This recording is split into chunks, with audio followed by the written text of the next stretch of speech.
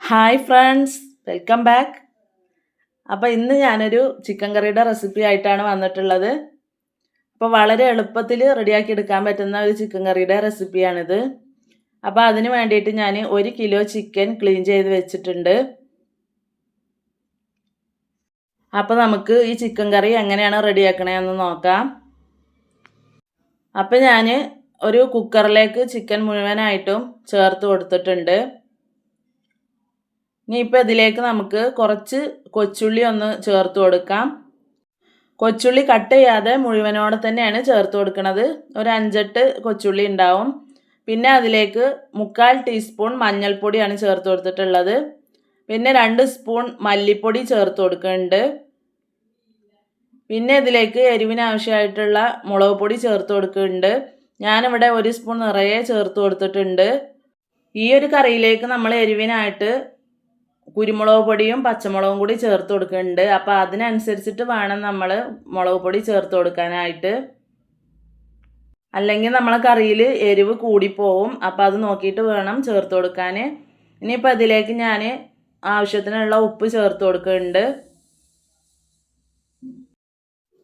പിന്നെ കുറച്ച് പെരുംജീരകപ്പൊടി ചേർത്ത് കൊടുക്കുന്നുണ്ട്. ഇനി ഇതിലേക്ക് 1/2 ഗ്ലാസ് വെള്ളം ഒഴിച്ചു കൊടുക്കുകയാണ്. വെള്ളം കൂടെ ചേർത്ത് കൊടുത്തതിന് ശേഷം എല്ലാം കൂടി നന്നായിട്ടൊന്ന് മിക്സ് ചെയ്തെടുക്കുക.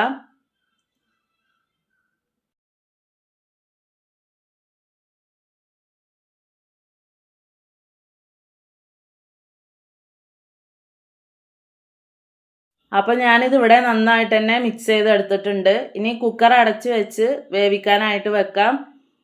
ഒരു 2 വിസിൽ വരുന്നത് വരെ നമുക്ക് വെയിറ്റ് ചെയ്യാം.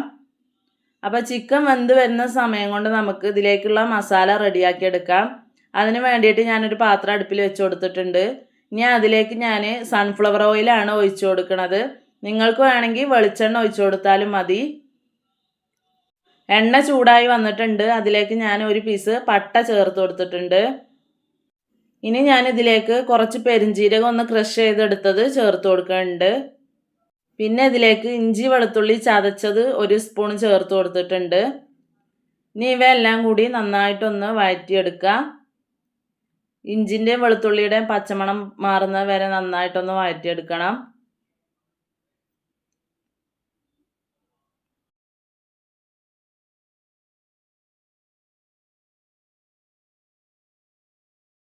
ഇഞ്ചി വെളുത്തുള്ളിയൊക്കെ മൂത്ത് വന്നിട്ടുണ്ട്. ഇനി ഇതിലേക്ക് കുറച്ച് കറിവേപ്പില ചേർത്ത് കൊടുക്കാം.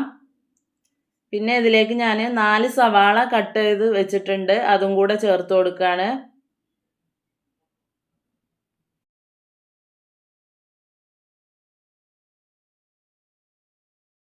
സവാള ചേർത്ത് കൊടുത്തതിന് ശേഷം നമുക്കിത് നന്നായിട്ടൊന്ന് വഴറ്റിയെടുക്കാം.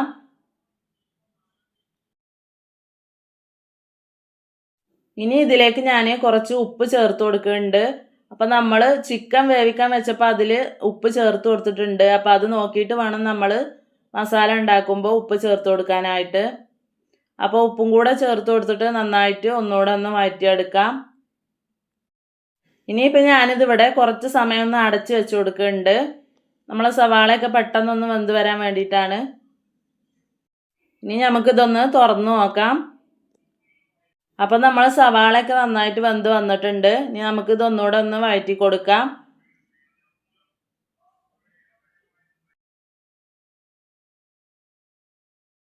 ഇനി ഇതിലേക്ക് ഞാൻ 2 പച്ചമുളക് ചേർത്ത് കൊടുക്കുകയാണ്. പിന്നെ ഇതിലേക്ക് കുറച്ച് കുരുമുളക് പൊടിയും കൂടെ ചേർത്ത് കൊടുക്കുകയാണ്. ഇനി ഇതിലേക്ക് ഞാൻ 1 ടേബിൾ സ്പൂൺ ചിക്കൻ മസാല ചേർത്ത് കൊടുക്കുന്നുണ്ട്. എന്നിട്ട് ഇവയെല്ലാം കൂടി നന്നായിട്ടൊന്ന് വഴറ്റിയെടുക്കുക. ആ മസാലപ്പൊടി ഒന്ന് എണ്ണയിൽ കിടന്നിട്ട് നന്നായിട്ട് മൊരിഞ്ഞ് വരണം. അതുവരെ നന്നായിട്ട് തന്നെ വഴറ്റിയെടുക്കുക.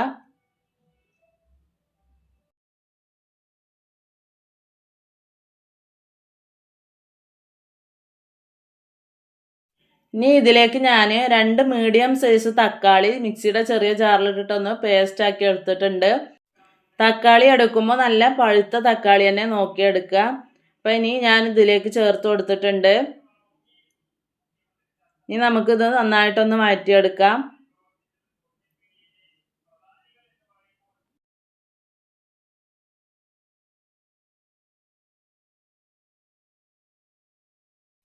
ഇനി ഇതിലേക്ക് നമ്മൾ വേവിച്ച് വെച്ച ചിക്കൻ ചേർത്ത് കൊടുക്കാം.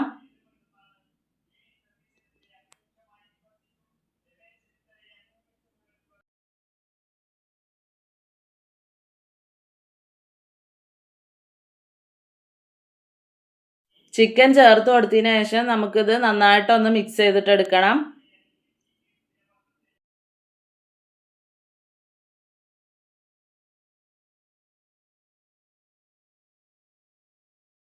ഇനി കുറച്ച് സമയം നമ്മളെ കറി ഒന്ന് അടച്ചു വെച്ച് കൊടുക്കാം.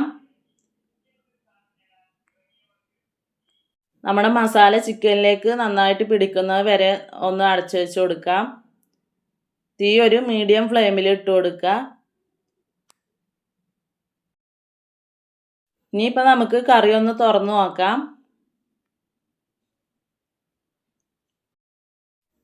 ഇനി ഇതിലേക്ക് കുറച്ച് ഗരം മസാലപ്പൊടി ചേർത്ത് കൊടുക്കാം. ഗരം മസാലപ്പൊടി ചേർത്ത് കൊടുത്തതിന് ശേഷം നന്നായിട്ടൊന്ന് മിക്സ് ചെയ്ത് കൊടുക്കാം.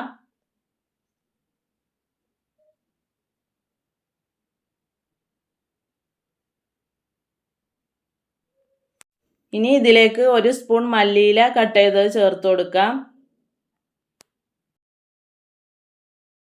ഒരു സ്പൂൺ പുതിനയില കട്ട് ചെയ്തതും കൂടെ ചേർത്ത് കൊടുക്കാം.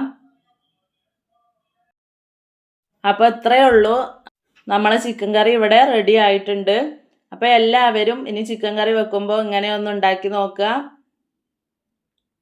വീഡിയോ ഇഷ്ടപ്പെട്ടാൽ ലൈക്ക് ചെയ്യുക, കമൻറ്റ് ചെയ്യുക. സബ്സ്ക്രൈബ് ചെയ്യാതെ കാണുന്നവരുണ്ടെങ്കിൽ പ്ലീസ് ഒന്ന് സബ്സ്ക്രൈബ് ചെയ്യുക.